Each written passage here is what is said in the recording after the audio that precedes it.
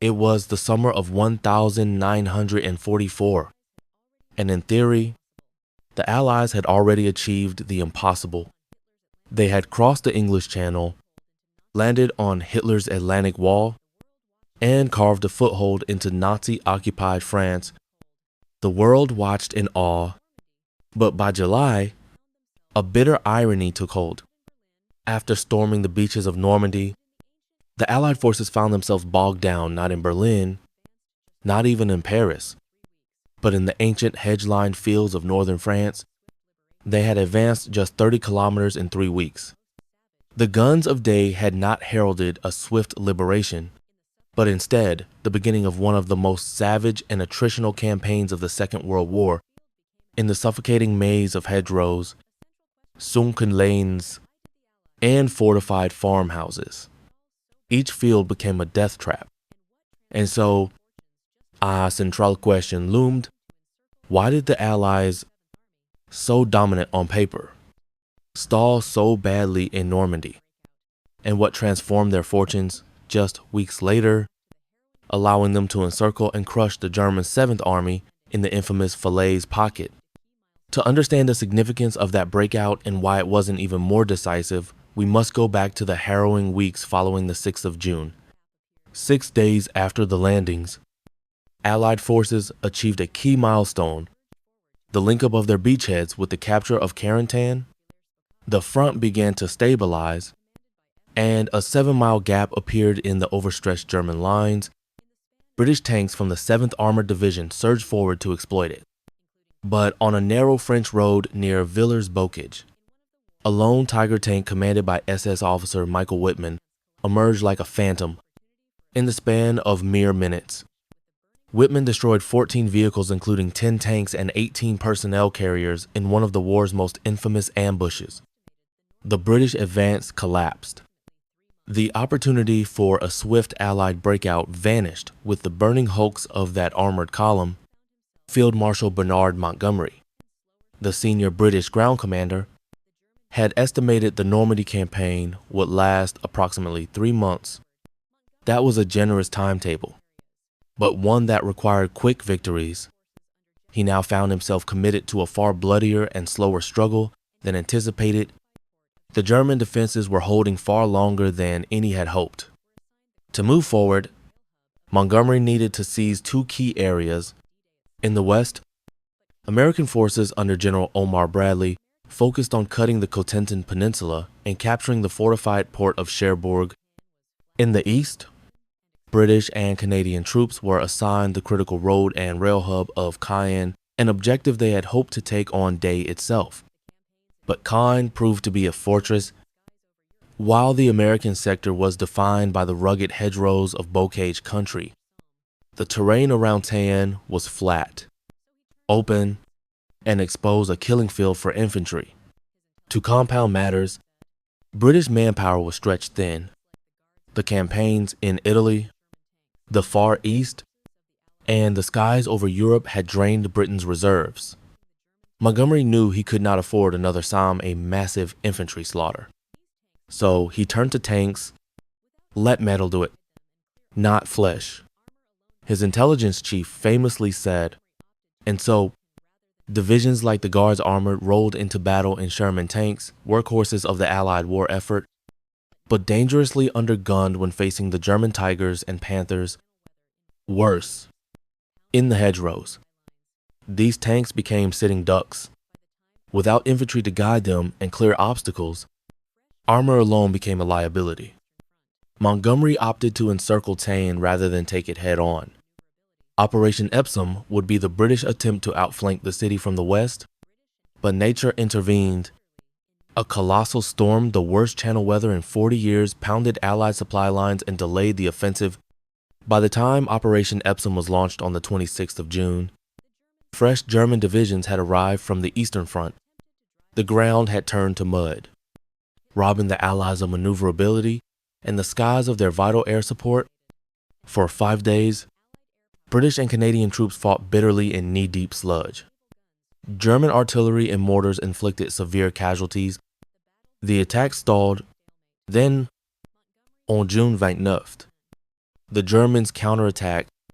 Panzer divisions attempted to drive the British back into the sea, Hitler's fantasy of a second Dunkirk, but the counterblow was uncoordinated. And this time, Allied air power had returned. Fighter bombers and naval guns tore into the German lines. By the 1st of July, the battle had ended in a bloody stalemate. Montgomery had failed to capture Caen, yet even in failure, there was an advantage. The Germans had been forced to commit nearly all their reserves to hold the eastern sector. Field Marshal Erwin Rommel, commander of Army Group B, and his superior, General von Rundstedt of Obi-West, knew what that meant. They went to Hitler and requested a strategic withdrawal. Hitler refused. His reasoning was both simple and catastrophic. We must not allow mobile warfare to develop, he told his generals. The enemy surpasses us in mobility. Everything depends on us confining him to his bridgehead and then fighting a war of attrition. What followed was indeed a war of attrition, and a costly one. One weapon came to symbolize the slow-burning horror of the Normandy campaign, the Nebelwerfer, known to Allied troops as moaning minis. These multi-barreled German rocket launchers blanketed the battlefield with a shrieking, paralyzing terror. Mortars and rockets caused more than 70% of British and Canadian casualties during the first 2 months of the campaign. Still, there was progress. American forces, though also slowed by terrain, had managed to cut off the Cotentin Peninsula by mid-June. They assaulted the port of Cherbourg on the 22nd of June. Despite heavy house-to-house fighting, supported by Allied naval guns, the city fell by the 27th, but the Germans had destroyed its port facilities with such precision that Allied engineers later called it the best demolition job in history. Repairs would take weeks. As June came to a close, Montgomery found himself under growing criticism from Chef Supreme Headquarters Allied Expeditionary Force. His armies now numbered over 1 million men, with more than 170,000 vehicles, but the front was simply too narrow. He couldn't use his advantage in mobility. Some believed he was too cautious. Others suspected his strategy was failing. Montgomery, however, saw things differently. Thanks to decrypted German communications via ultra intercepts, he knew the Germans were bleeding, and that unlike the Allies, they couldn't replace their losses. He pressed his plan forward. The British and Canadians would continue to fix German armor in the east. The Americans would break out in the west. In early July, von Rundstedt was relieved of command. His replacement, Günther von Kluge, initially expressed optimism, but he too quickly realized the dire situation. In the east, Soviet forces were ripping through Army Group Center in Operation Bagration. Germany was now fighting for its survival on all fronts. Even Rommel, the Desert Fox himself, was growing disillusioned. He survived a strafing run by Allied aircraft, but was badly injured, leaving von Kluge in sole command of the Western Front. Despite this, Hitler doubled down. Montgomery prepared for a direct assault on Caen, the battle he had tried to avoid. Operation Charnwood began on the 8th of July with an enormous aerial bombardment. Hundreds of Allied bombers reduced the city to rubble. Yet, when the troops advanced, they encountered fierce German resistance amid the ruins. Progress was agonizing. By the next evening, the northern half of Caen was in Allied hands, but so too was its destruction. The shattered city, along with the mounting casualties, prevented further exploitation, while British and Canadian forces were locked in a meat grinder around Caen. The Americans shifted their gaze to the west, specifically to the vital town of St. Lo.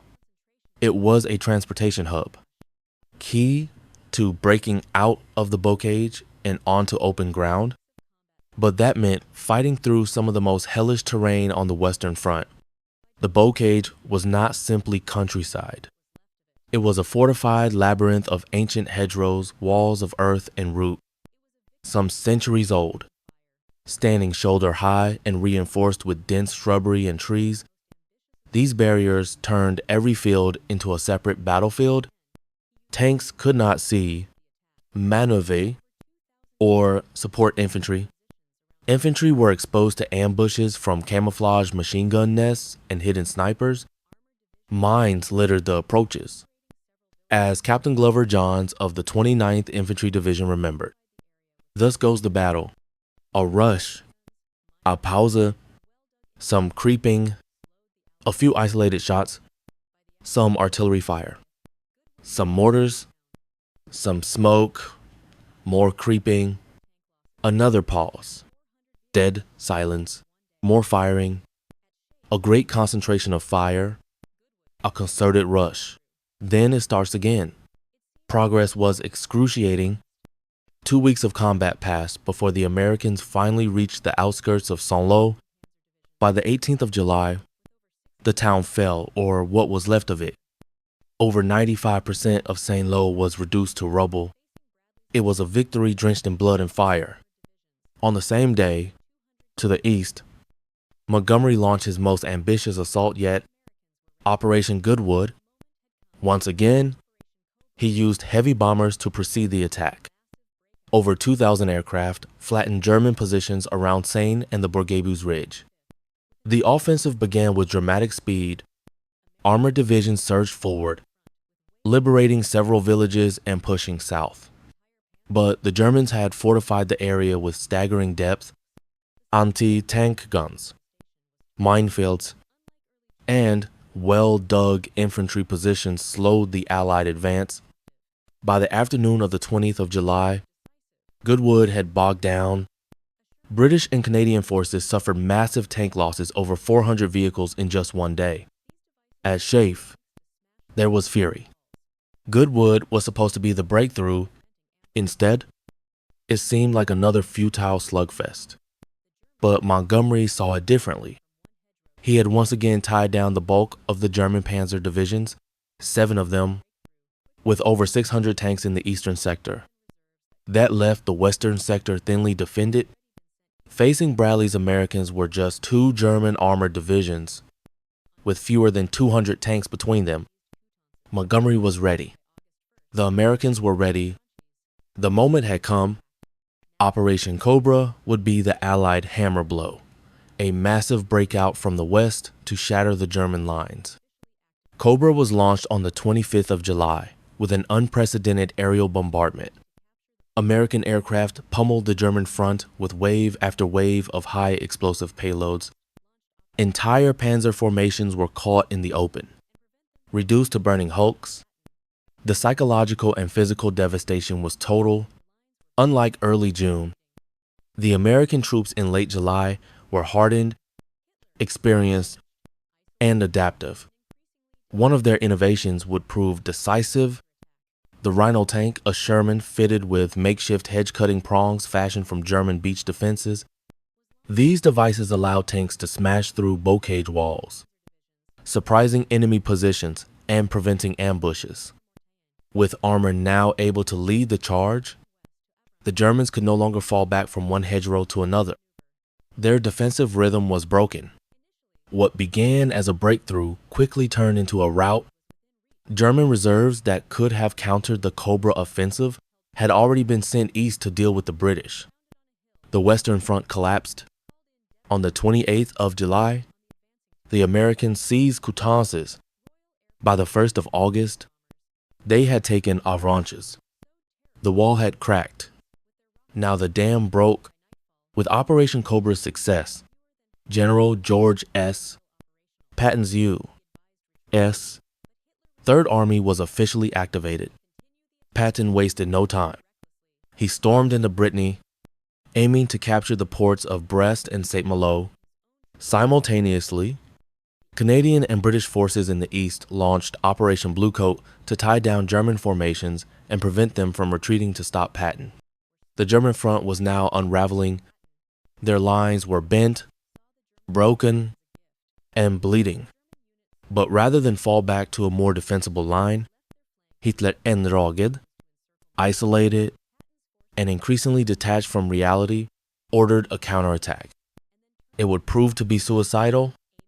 Operation Luttich, Hitler's last gamble in Normandy, was launched on the night of the 6th of August. 4 German panzer divisions, including elite SS formations, attacked near Morden. Hoping to cut off Patton's forces by driving west to Avranches and the coast, it was an ambitious maneuver and a desperate one. Initially, the Germans made progress. By dawn, their spearhead was within reach of Avranches, but American troops defending the town held firm. 1 battalion, surrounded on a hill east of Mortagne, called in devastating artillery barrages on the advancing tanks. Meanwhile, Royal Air Force Typhoon fighter bombers, though not always precise, sowed terror among the German ranks with their rocket attacks. By nightfall, von Kluge reported that fewer than half the attacking tanks were still operational. He advised retreat, but Hitler rejected any withdrawal, continued the attack daringly and recklessly to the sea. He ordered, in doing so, he had ordered his own troops into a trap. The Allied pincers were closing. While German tank crews clawed westward through the hills around Mortagne, the jaws of a massive Allied trap were slowly snapping shut. Patton, ever the opportunist, saw the German offensive as a gift. As German units surged west into Operation Luttich, they left their flanks and rear exposed to encirclement. Patton's forces wheeled north from Avranches, sweeping through Le Mans and then turning toward Argentan, aiming to cut off the retreating German formations from the south. At the same time, Canadian and Polish forces under General Harry Crerar and General Stanisław Maczek pushed southward from Caen and Falaise. The goal was simple, but historic: encircle and destroy the German 7th Army. By mid-August, this plan, known as the Falaise Pocket, was tantalizingly close to success. On the 15th of August, another Allied force landed in southern France in Operation Dragoon, further straining German resources and morale. Hitler, furious and increasingly irrational after surviving the 20th of July assassination attempt, relieved von Kluge of command and replaced him with Field Marshal Walter Model. But it was far too late. Still, the final closure of the trap did not come easily, and in fact, would become one of the most controversial missed opportunities of the Western Front. As Patton's forces advanced on Argentan, they encountered stiff resistance. His troops were moving fast, perhaps too fast. Supply lines were stretched, flanks unsecured, and German units still lurked in the woods and villages around the town. Yet Patton believed he could close the pocket. He requested permission to seize Argentan and press north. Montgomery denied the request. In his operational plan, Argentan fell within the Canadian zone of advance. Montgomery believed that Crerar's 1st Canadian Army and the Polish 1st Armored Division would be better positioned to link up with the Americans from the north. But the Canadians soon found themselves bogged down in brutal fighting around Falaise and Trun. The result was a 10-mile gap in the Allied encirclement, a gap through which tens of thousands of German soldiers, tanks, and equipment would eventually escape. Still, the final act of the Normandy campaign was savage. By the 19th of August, Polish and American units finally linked up near the town of Chambois. This effectively closed the gap, but they now faced the agonizing task of holding it shut against thousands of desperate Germans trying to flee eastward. The Polish 1st Armored Division, commanded by General Maczek, was tasked with seizing and holding Mont Ormel Ridge, a critical high ground overlooking the last German escape route. 2 Polish battle groups fought their way to the ridge and dug in. They had no idea what was coming. Within hours, the ridge was swarmed by retreating German forces' SS Panzer divisions, infantry, and remnants of broken battalions. The Poles were soon surrounded. They called for reinforcements and supplies, but resupply was impossible. Allied aircraft were grounded by poor weather, and roads were impassable due to wreckage and congestion. What followed was a 2-day siege of staggering intensity under constant artillery fire, facing waves of infantry and tanks. The Polish defenders clung to their positions. Ammunition ran low. Medical supplies vanished. Yet they held just long enough. When Canadian forces finally broke through on the 21st of August, the Polish positions were littered with spent shells, burned out Shermans, and the bodies of fallen soldiers, both Polish and German. The Germans had fought like men possessed not out of hope for victory, but out of a determination to survive the pocket. The Allied victory was absolute, but not total. Roughly 50,000 German troops managed to escape through the narrowing gap between Argenton and Chambois, but around 60,000 others were either killed or captured within the pocket. General Dwight D. Eisenhower toured the battlefield on the 22nd of August and was struck speechless.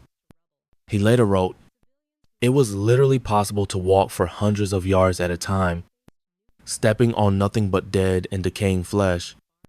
What had once been the core of Germany's Western Army was now rotting in the fields of Normandy, and yet, despite this catastrophic loss, the war in Europe was far from over. On the 25th of August, Paris was liberated. The city had not been a primary Allied target. Eisenhower had originally intended to bypass it in favor of a direct push toward the Rhine, but the French resistance rose up within the capital, forcing the Allies to act. General Leclerc's Free French 2nd Armored Division and American forces entered the city, greeted by jubilant crowds, to go march down the Champs-Élysées. Symbolically, France was free. Strategically, though, the Allies now faced a new problem: their supply lines. The fighting in Normandy had cost the Allies dearly, over 200,000 casualties. The Germans had suffered even more, nearly 300,000 killed, wounded, or captured, but all of it had been fought in a narrow corridor, with supply and reinforcement flowing through temporary beachheads. With Cherbourg still under repair and other ports held or sabotaged by the Germans, the Allied advance was bottlenecked. Every bullet, ration, fuel drum, and spare part had to come from the beaches. The front slowed. Even in victory, the Allies had inherited a logistical nightmare. By the end of August 1944, the Allies had achieved a feat many had thought impossible just 3 months earlier: the destruction of Germany's Western military bulwark and the liberation of France's capital. Operation Overlord had achieved its strategic aims. The Germans had been pushed out of Normandy, their 7th Army mauled beyond repair, and a new phase of the war, the rapid Allied advance across France and into Belgium, was about to begin. But this moment of triumph carried within it the seeds of new challenges. For the people of Normandy, the cost of liberation had been enormous. Entire towns like Saint-Lô, Caen, Falaise, and countless smaller villages were reduced to rubble. Civilians who had survived 4 years under Nazi occupation now faced new devastation: the ruins of their homes, farms, and lives. Over 20,000 civilians were killed during the campaign. Hundreds of thousands were displaced. Reconstruction would take years, and the trauma even longer to heal. As historian Antony Beevor once observed, Normandy was both the site of liberation and of obliteration. The Allied forces, too, had paid dearly. From the 6th of June to the end of August, they suffered just over 209,000 casualties. These included more than 37,000 dead and over 150,000 wounded or missing. British and Canadian forces bore the brunt of the attritional battles around Caen, while American units paid in blood to crack the hedgerows and take towns like Saint-Lô and Morton. For many soldiers, The campaign had echoed the worst horrors of the First World War, not the blitzkrieg-style warfare they had anticipated. And yet, the German losses were even more staggering. An estimated 300,000 soldiers were lost in the Normandy campaign, including over 50,000 killed and at least 200,000 wounded or captured. Dozens of elite divisions were reduced to skeleton units.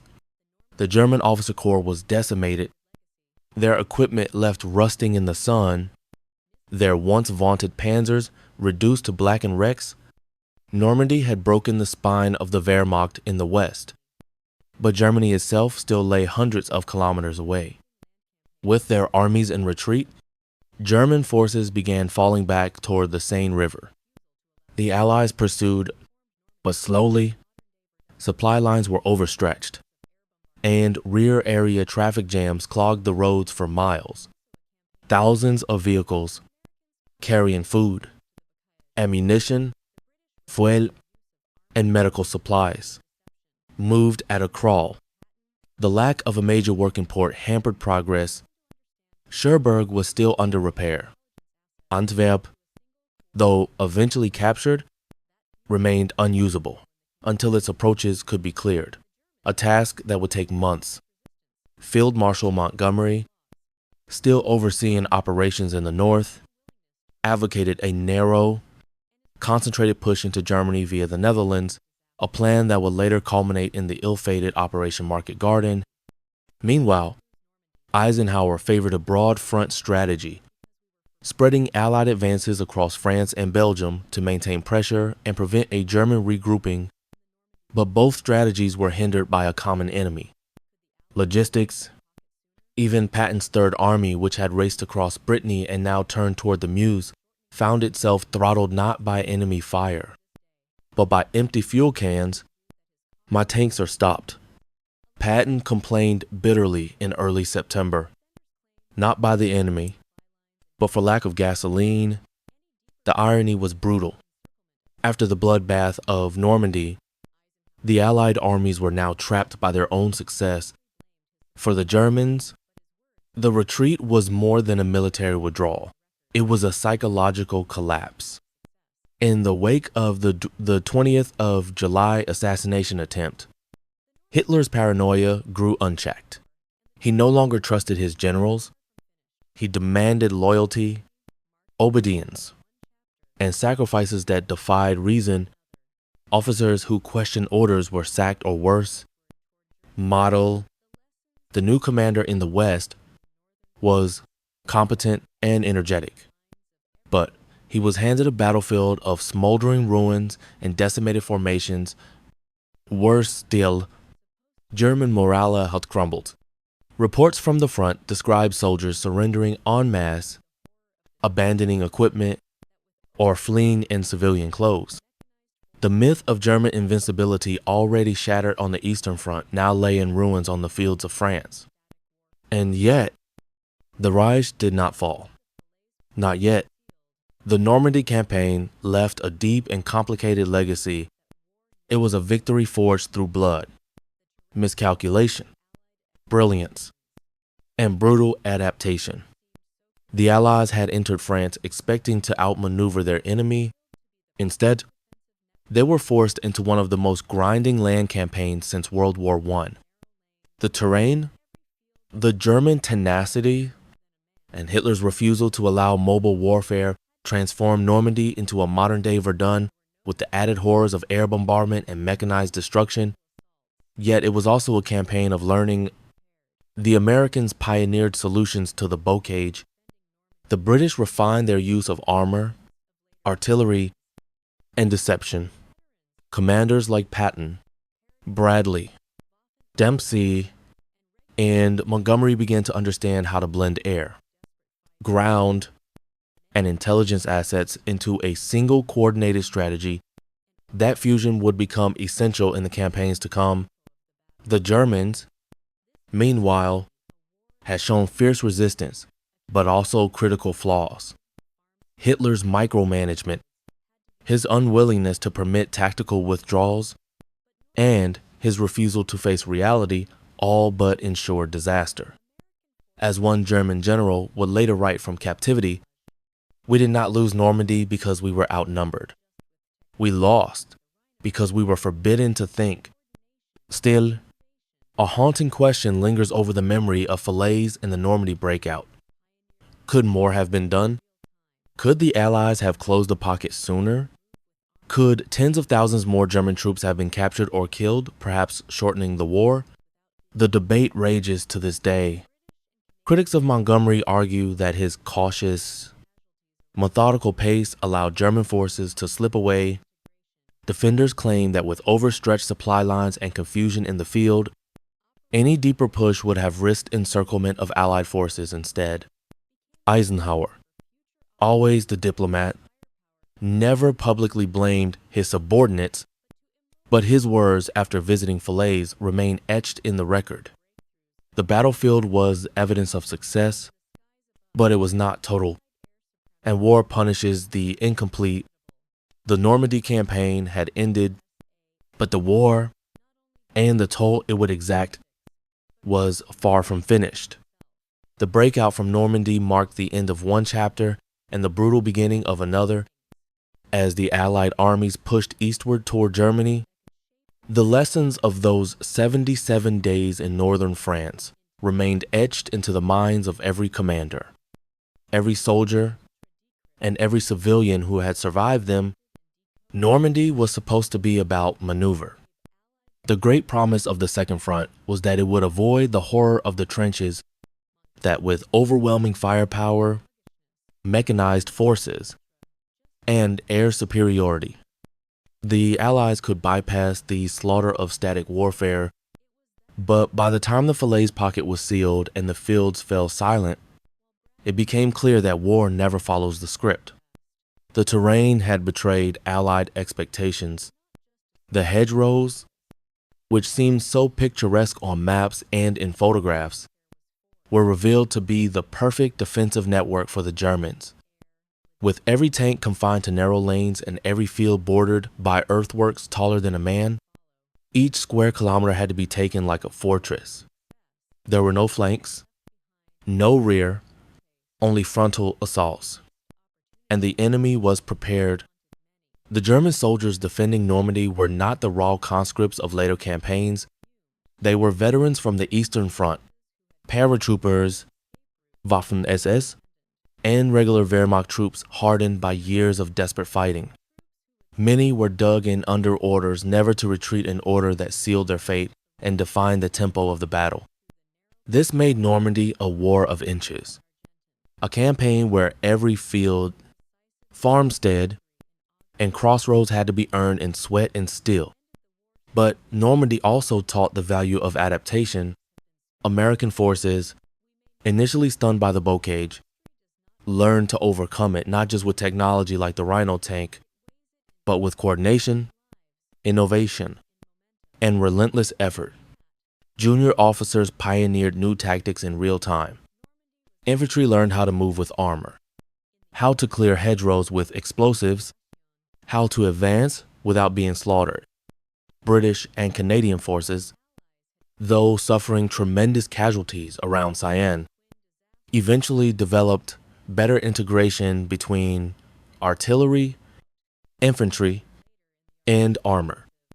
Operation Goodwood, despite its staggering tank losses, became a template for future operations where firepower could be used not just to destroy, but to immobilize the enemy to fix them in place while breakthroughs occurred elsewhere. In the skies above, Allied air supremacy matured into something formidable. The RAF and USAAF not only disrupted German logistics, but rewrote the battlefield itself. Tactical bombers and fighter bombers became artillery with wings fast-moving, precision striking tools that could shape the battle below. And behind the scenes, intelligence became a weapon of equal power. The ultra decrypts messages intercepted and decoded from German high command gave Allied leaders an edge that no number of tanks could replicate. Montgomery, often accused of sluggishness, knew from Ultra just how battered the Germans were and how fragile their cohesion had become. It was that knowledge that allowed him to gamble on attrition in the East while Bradley and Patton prepared their strike in the west. The Normandy campaign then was not just a series of battles. It was a crucible in which modern Allied warfare was forged, a coordinated symphony of ground, air, logistics, and intelligence that would come to full fruition in the months to follow. And yet, even amid success, Normandy left behind a bitter aftertaste. The missed opportunity at Falaise haunted many. Eisenhower himself struggled with it. Patton fumed. Polish forces, who had bled to hold the escape routes, felt abandoned. Tens of thousands of German troops who would later fight at the Bulge, in the Hürtgen forest, and across the Rhine had escaped through the narrow corridor between Chambois and Argentan. Could a more decisive Allied victory in August 1944 have ended the war sooner? Could hundreds of thousands of lives have been spared? We may never know, but history does not only measure victory in kilometers gained, it weighs it in time, in lives, and in momentum. And in that, Normandy was pivotal. For Germany, Normandy was the beginning of the end. In the east, Operation Bagration had destroyed Army Group Center. In the west, the Allies had crushed the 7th Army. The twin disasters left Hitler's empire reeling. He would lash out as seen later in the Ardennes offensive, but the strategic initiative was gone. More importantly, Normandy broke the illusion that Hitler could negotiate peace, that Fortress Europe was unassailable, that Germany could hold both East and West at bay. That fantasy died in the fields of northern France. For the people of France, the campaign was both liberation and trauma. The swastikas were torn down, but so were entire cities. Survivors emerged from cellars to find their world shattered. Yet from that devastation emerged a free France, one that would rise from the rubble to reclaim its voice on the world stage.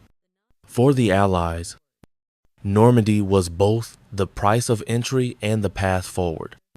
It proved that the cross-channel invasion could succeed, that Hitler's Atlantic Wall could be breached, and that even the fiercest resistance could be worn down with coordination, resolve, and sacrifice. But it also proved something more profound. That war, no matter how well planned, always exacts a toll far beyond the battlefield.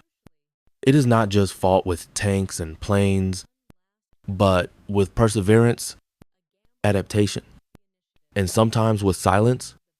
When plans go awry and men are left to hold the line, alone, on some unnamed ridge.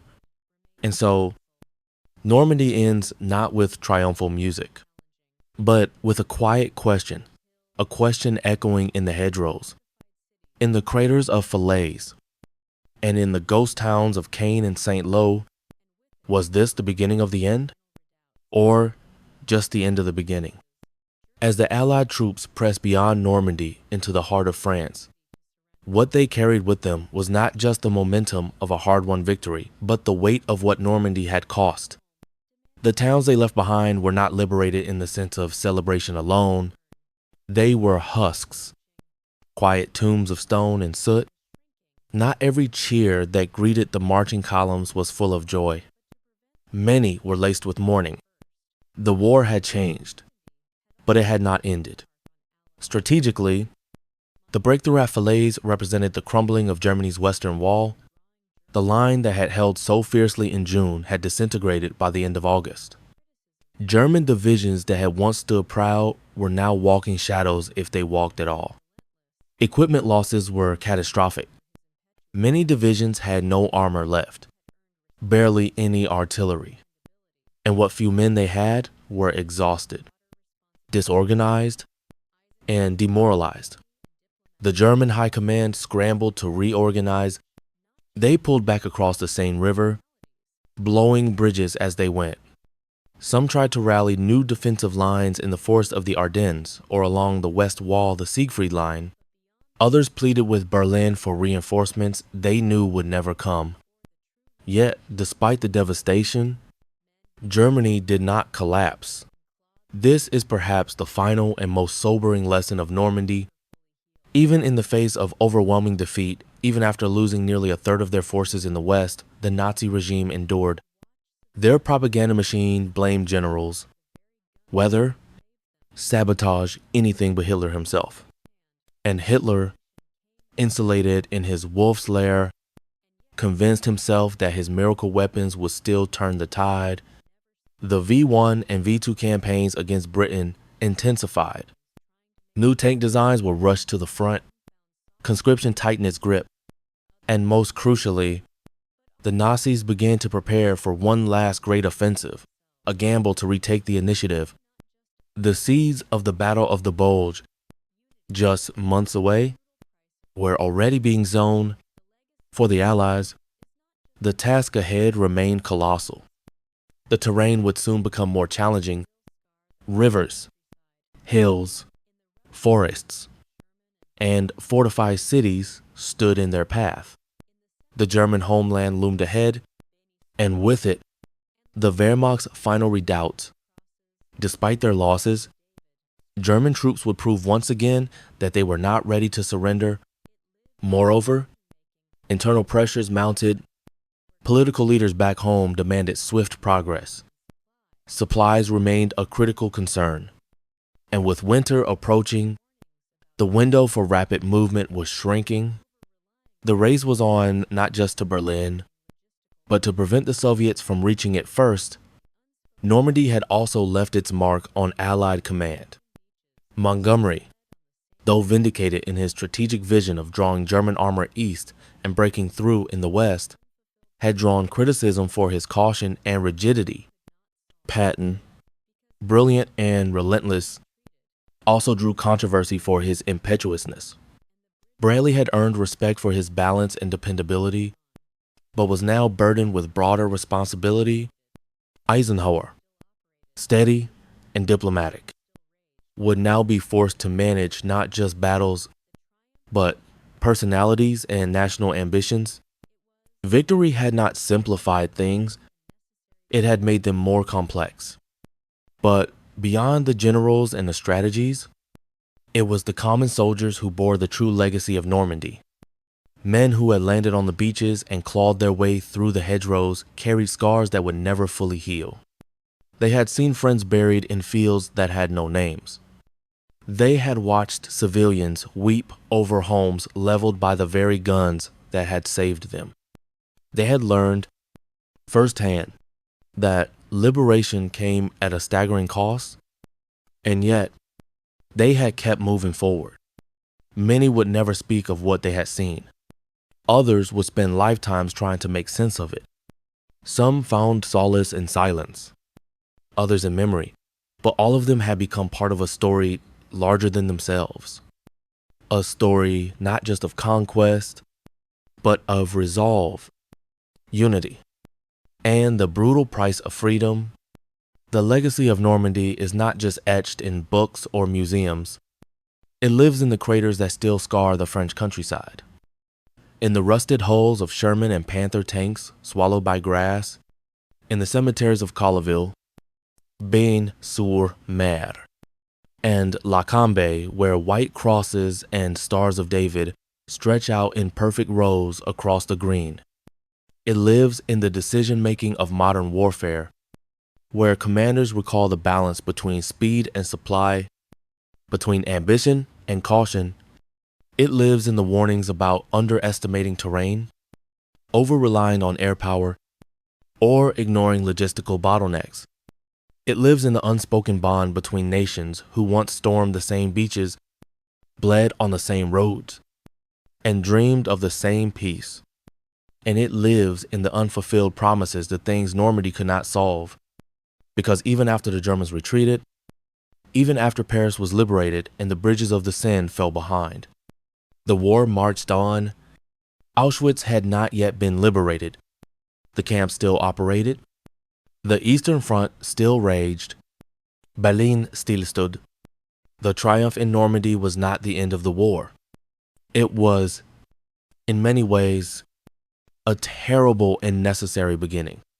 What Normandy revealed to the world, more than tactics, more than maps, more than the metrics of dead and captured, was the scale of commitment that total victory would demand. The Allies had proven they could land in fortress Europe. They had proven they could break the Wehrmacht's strongest Western formations.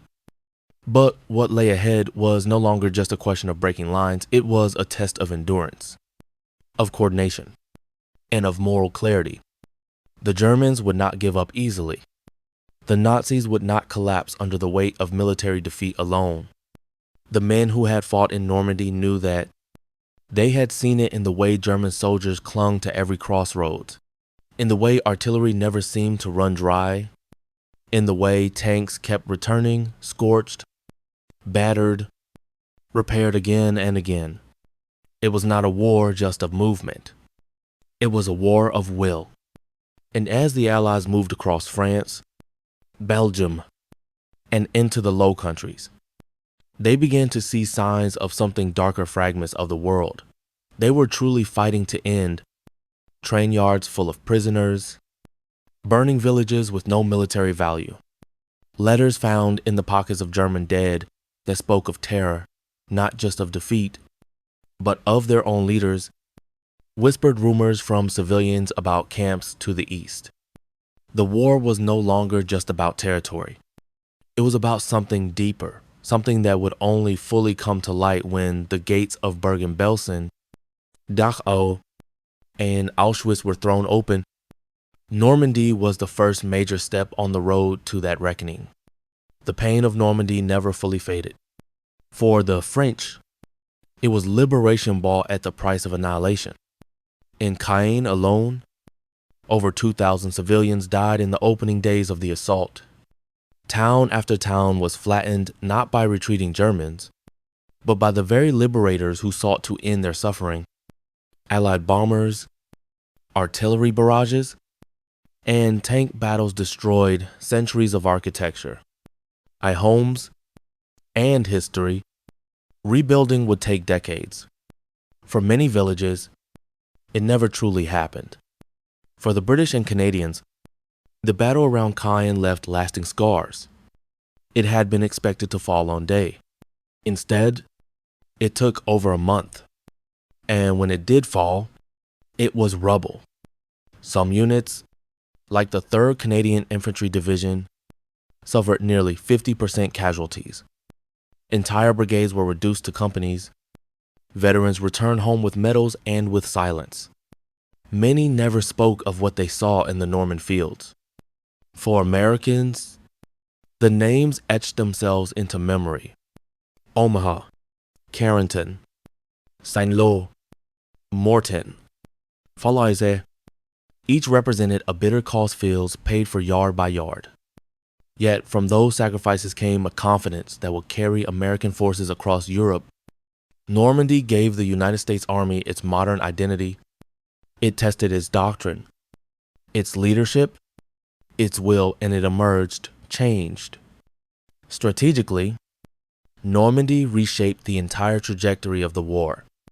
Before day, the Soviet Union had borne the full weight of the war in Europe. After day, the burden began to be shared. Stalin had long demanded a second front, and though the Normandy campaign had not immediately alleviated pressure on the Eastern Front, it did force Hitler to divide his attention, his troops, and his remaining resources. More importantly, it marked the beginning of Germany's two-front collapse. With Operation Bagration crushing German forces in the east, and the Normandy Breakout tearing open the west, the German high command began to fracture. Communication broke down, coordination vanished. Field commanders lost faith in Hitler's orders.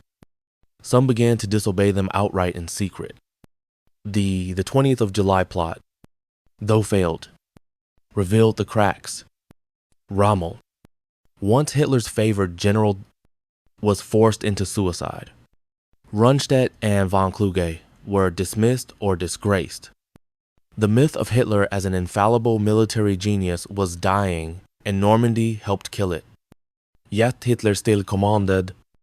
And as the Allies would learn in December 1944, the Reich had one more blow left to strike. Perhaps that is Normandy's most sobering lesson.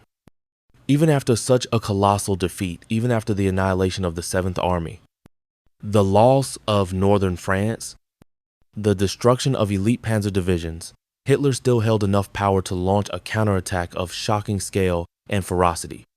The Ardennes offensive, known to history as the Battle of the Bulge, would push American lines to the brink in the frozen forests of Belgium. Normandy, in hindsight, did not destroy Nazi Germany. It merely broke its ability to win. But the moral weight of Normandy lies not in what it failed to end, but in what it made possible.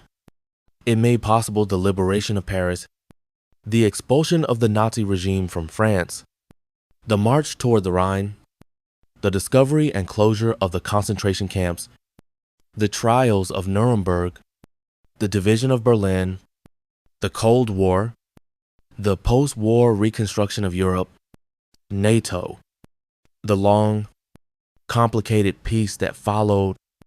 None of that could have happened without victory in Normandy. And victory in Normandy could not have happened without Carentan, without Caen, without Goodwood or Cobra or Charnwood or the bloody hill at Mont Ormel where the Polish 1st Armored held the final line of the pocket. Each Name, each operation, each day of mud and fire and death was a step forward, not just toward Berlin, but toward a reckoning with fascism, with war itself, and with what the world would choose to become after it ended.